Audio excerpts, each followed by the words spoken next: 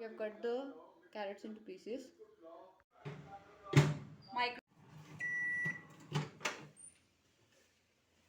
अब इसको 5 मिनट ठंडा होने के लिए रखेंगे. Salt, turmeric, red chili powder, some mustard oils, vinegar, and our carrots. Let's start the recipe.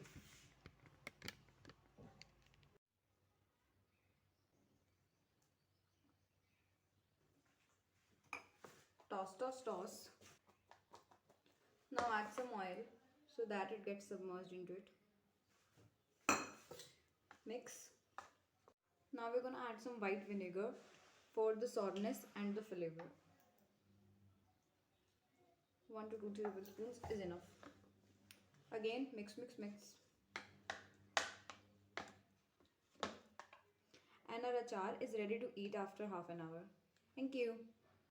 Store in a airtight container